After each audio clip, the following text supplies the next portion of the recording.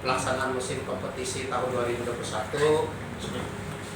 dengan berat hati manajemen Martapura FC memutuskan bahwa Martapura FC tidak mengikuti kompetisi tersebut seperti sebagaimana biasa karena klub Martapura FC sudah diakuisisi. Walaupun akuisisi itu masih dalam proses belum tuntas terkait dengan dokumen administrasi asli dan proses pengalihan pada saat akuisisi masih belum dilaksanakan. Harapannya proses akuisisi ini bisa cepat berlangsung karena memang kemampuan manajemen untuk bisa melanjutkan keberadaan Martapura FC tidak memungkinkan lagi. Nah, pertimbangan yang mendasari kenapa Martapura FC harus diakuisisi. Yang pertama adalah tujuan dibentuknya klub Martapura FC sebagai wadah bagi pemain sepak bola lokal, pemain sepak bola daerah, atau pemain sepak bola Banua untuk bisa berlaga di Liga Sepak Bola Profesional Indonesia. Nah, sekarang bisa diamati bersama bagaimana kondisi pada musim-musim terakhir pelaksanaan Liga Indonesia.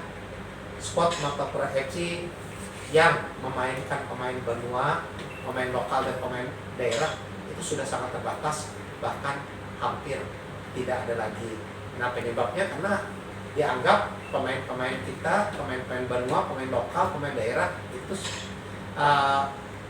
tidak kompetitif untuk bisa mengantarkan Martapura FC bersaing pada saat kompetisi, pada musim kompetisi dimaksud. Nah, kalau kita cuma menonton orang yang main dan ini cuma di Liga 2, ini pertimbangannya. Kenapa? Karena nonton klub sepak bola yang ada di sini dengan liga yang lebih besar dan home base-nya dari Stadion Gebang Reman. Itu yang ingin sampaikan. Yang kedua, dari industri sepak bola sendiri, bahwa perkembangan industri sepak bola yang mendukung hidupnya dan berjalan serta berlangsungnya Martapura FC itu sudah tidak kondusif lagi. Dengan kondisi demikian, kondisi keuangan atau finansial dari klub tidak memungkinkan untuk bisa berlaga pada musim kompetisi ini.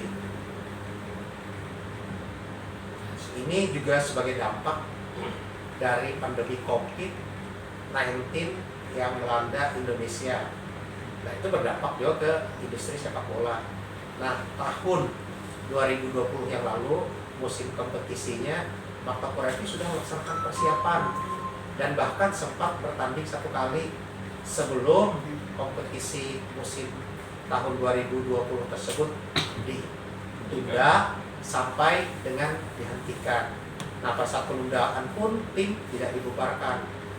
Proses persiapan, proses pelaksanaan kompetisi sampai kelanjutannya menunggu sampai diberhentikannya kompetisi itu mengeluarkan dana yang tidak sedikit. Nah, ini menjadi beban kita pada saat itu. Padahal dari segi pemasukan, karena kompetisinya sendiri tidak berjalan, apa yang bisa diharapkan? Nah, itu catatan yang pertama. Nah, kita sekarang memasuki musim kompetisi 2021. Efeknya sistem kompetisinya kan pertama dari segi jadwal kan jelas kayak kita ada persiapan. Habis itu yang berikutnya industrinya karkau jalan karena sistem pertandingannya pun tidak seperti sebagaimana biasa company. Nah, salah satu industri penunjang sepak bola itu mestinya ada kan kehadiran penonton yang bisa mensupport tim kebanggaannya pada saat berlaga, dan itu juga salah satu industri ya. Nah, kita bagaimana yang kondisi normal aja ada ujung bahkan rugi, ada bisa mensupport, apalagi pada saat kondisi tidak normal yang kita berlaga di tempat lain dengan sistem home turnamen. Belum produk-produk ini ya kan, turunannya bagaimana merchandise dan sebagainya itu tidak bisa bergulir industri sepak bola seperti sebagaimana mestinya. Itu hitungan realistis, itu kita tidak mungkin dan tidak mampu dengan kondisi sekarang. Dunia usaha aja minus, pertumbuhan ekonomi kita minus. Nah, mumpung Martapura FC mempunyai nilai, kenapa kan kita lepas? Itu pertimbangannya.